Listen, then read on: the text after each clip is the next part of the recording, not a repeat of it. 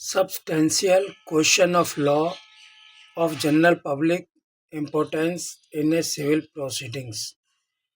Article 133 of the Constitution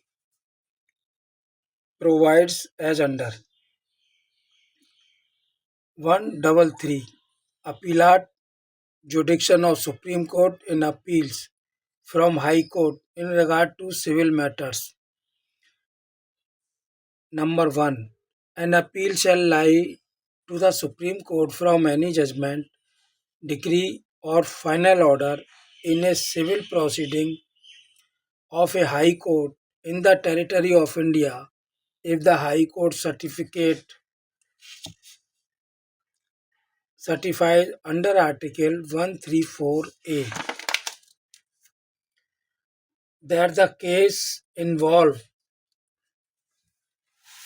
a substantial question of law, general importance, and B.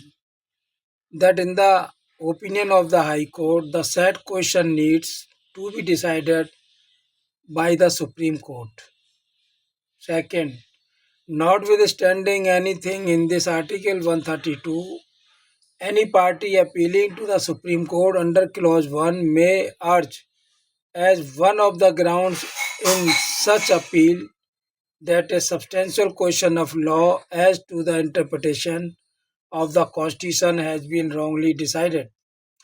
Third, notwithstanding anything in this article, no appeal shall, unless Parliament by law otherwise provides, lie to the Supreme Court from the judgment, decree, or final order of one judge of a High Court. Full stop.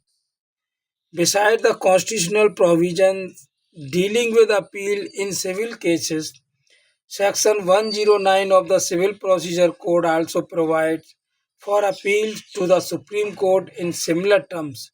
It is relevant to note that the certificate under this article can only be given under Article 134 capital A of the Constitution. A. Judgment, decree, or final order. The words used in this article are the same as those in Article 132 and therefore the interpretation would, in most cases, be applicable here as well, full stop. It has been held that an order remanding a case without deciding any question relating to the rights of the parties is not a judgment, decree, or final order within the meaning of Article 133 of the Constitution, full stop. The order is final if it amounts to a final decision relating to the rights of the parties in dispute in civil proceedings. In Ramesh versus Gandalal Motilal Patni case, the court, in the context of a proceeding under Article 226 of the Constitution, held at page 296 of SCR a decision in the exercise of this jurisdiction, whether interfering with the proceeding, impugn, or decline to do so, is a final order insofar as the High Court is concerned because it terminates finally the special proceedings before it. But it is not to be taken that any order will be a final order. There are orders and orders. The question will always arise: what has the High Court decided and what is the effect of the order? If, for example, the High Court declined to interfere because all the remedies open under the law are not exhausted, the order of the High Court may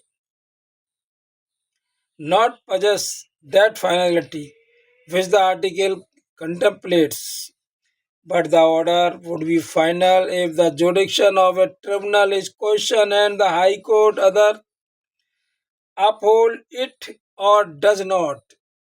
In either case, the controversy in the High Court is finally decided to judge whether the order is final. In that sense, it is not always necessary to correlate the decision in every case with the facts in controversy, especially where the question is one of the jurisdiction of the court or tribunal.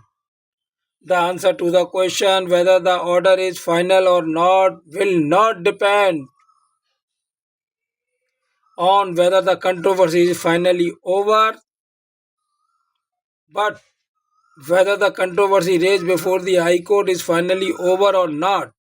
If it is, the order will be appealable provided the other conditions are satisfied, otherwise not. Even if the High Court rejects the petition under Article 226 of the Constitution in limine, it would amount to a final order if the other conditions are satisfied.